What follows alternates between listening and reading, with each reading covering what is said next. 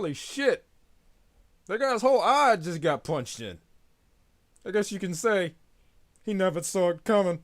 Ha!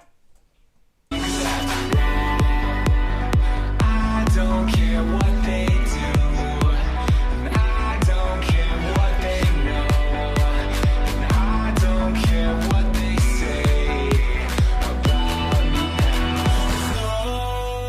No one can touch me now. I'm just flying by. So, what does this, Samurai Jack, Two Stupid Dogs, Symbiotic Titan, and Dexter's Laboratory all have in common? One man, Genndy Tartakovsky. He's been active in the industry since 1991, and when he's given the reins, it takes the series to a whole new level. And each of those series that he's done has become a cult classic in their own right. Now, if you're, I'm not going to say it's casual, but if you don't really invest much time into, paying attention to who's doing what and what's happening in the world of animation and cartoons, well, Cartoon Network in particular, Genndy Tartakovsky, he created Samurai Jack, Symbiotic Titan, and Primal. He's also responsible for Dexter's Laboratory before Cartoon Network killed it. But that's another story for another day. He's also had a hand in Hotel Transylvania, Iron Man 2, even the Powerpuff Girls movie he had a hand in. He has been a part of the industry for a long time. Hell, long enough that he also worked on, I could say, everyone's favorite Batman series, Batman the Animated Series. Hell, he even worked on that. And let's just say that is critically acclaimed as one of the best Batman series ever. Period. Now, this raises the question, why am I talking about this? Well, I thought I'd like to talk a little bit about Genndy and the series he's done and how they've become cult classics, and how he, as a creator, has brought a level of cinematic storytelling to cartoons that you usually only see in, big budget blockbuster movies. Samurai Jack in itself became a cult classic. Symbiotic Titan, even though it was canceled, became a cult classic. People swear by these. Primal is on a level of visual storytelling that, honestly, you don't often see. The entire series, there is no dialogue. Well, if you count the grunts screaming and angry ape-man roaring as words, then yeah, go right ahead. You can say it's dialogue. But the entire series as a whole, from beginning to end, there isn't a single word spoken. The entire story is told through animation and sound design. I guess I could, okay, fuck it, I'm gonna spoil this. If you haven't seen it by now, good shit, go watch it. Pause this video and go watch it now. It's available to be watched on YouTube. You can purchase it, watch it. Spoiler alert. The entire series is about a caveman whose family is effectively killed and eaten by a pack of T-Rexes? I don't know. They are a pack of red, violent dinosaurs. His entire family is murdered and eaten. And there's an extremely powerful scene, that resonated with me because I've had a family member that did this.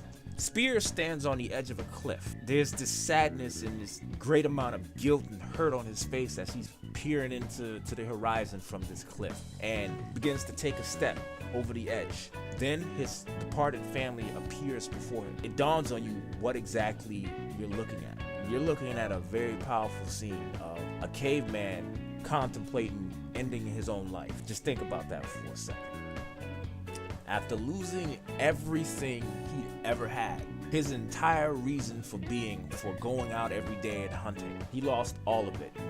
Upon doing that, he contemplated suicide.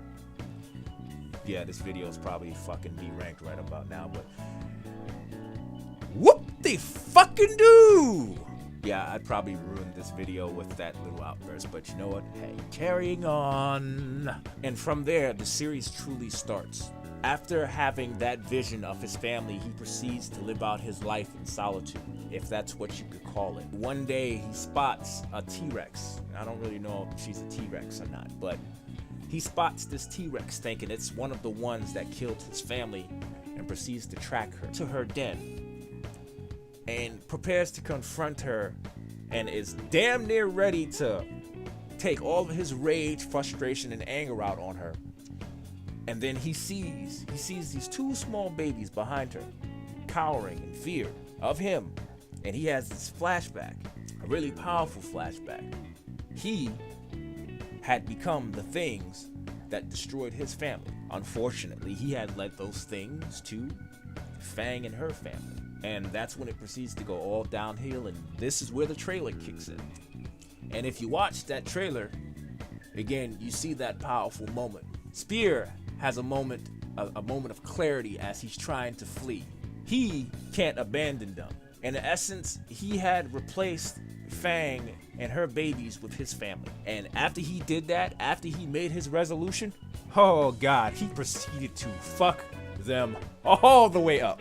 And this is where we get into another aspect that Genndy has, I'm gonna say, perfected. The fight scene, the scene of action. There is so much happening in this little section. From the moment he grabs a rock and he careens like a bat out of hell and smashes in the very leg of one of those dinosaurs, completely wrecks it, destroys that leg in and sends it to the ground. And he grabs his spear and proceeds to fight them off with every last fiber of his being in a desperate attempt to protect Fang and her babies, which unfortunately gets nowhere. They are killed and eaten by much, much larger dinosaurs than the other ones. And in that moment, both Fang and Spear lose it, and that was the very beginning of their, I'm gonna call it an epic team up, their epic duo, the beginning of their search for peace.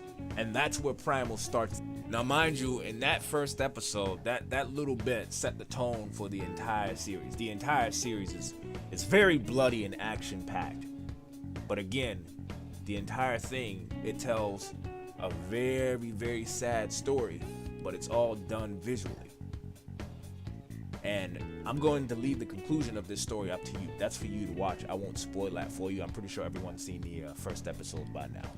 But that style is also present in Symbiotic Titan and Samurai Jack, albeit more vocally. Each episode in those series, they told a separate story for what was going on in that 24 some odd minute instance. Each one is separate from the main storyline, but it also is connected to it in a very unique way. Now, I'm not saying this isn't a common form of storytelling, but it all came back to tying into the overarching theme. But in Primal, every single episode was the overarching theme. You might not have seen it, but it was there. It was their journey to, I'm not going to call it absolution, I'm going to call it peace. Their journey to peace and stability. And again, whether or not they achieve or reach this, I'll leave it up to you to complete the series and let me know your personal thoughts on it. Because it's done. It's done right now, and I honestly want there to be a season 2, because if a lot more series could be like this, Cartoon Network wouldn't be in the shape it's in right now, and honestly, it's piss poor. Piss poor. But that's another story for another day. Yeah, so back to what I was saying before. He took it to a whole new level with the series he worked on when he was given the reins. There is a video on YouTube that I like. I generally like this video. It's well put together, and it can explain and break it down in a far better way than I can, because this video is more focused on the film theory aspects of Samurai Jack. It's called How Samurai Jack Mastered the Art of Nothing, and it's a video done by the Nerdstalgic channel, and it is a very well put together video that it can explain the concept of words. It can explain the concept of words in my life. Words in my life. It can explain the concept of minimalism that was used in Samurai Jack to such a perfect degree that I recommend this video highly if you would like to know a little bit more about how Samurai Jack was done. And I'd have to agree, no company will ever be able to replicate Samurai Jack ever. Rounding things up, all in all, Genndy Tartakovsky brings a level of storytelling and I guess you can say, visual acuity to cartoons that was honestly never seen before. You would usually only see it in something like Eastern animation, such as anime or something else. And he brought that to Western animations. So I guess you could say he set the bar to a higher level that honestly a lot of series should actually try and live up to. It's not to say that there are ones out there who don't or who can't.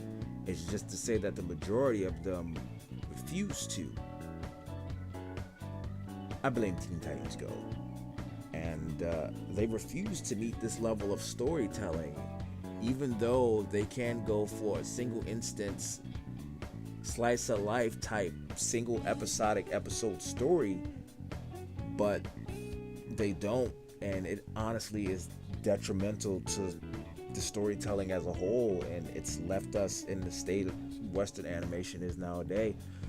So go out and check out Genndy's previous works, and I'm going to leave it at this. Thanks for watching, and peace out.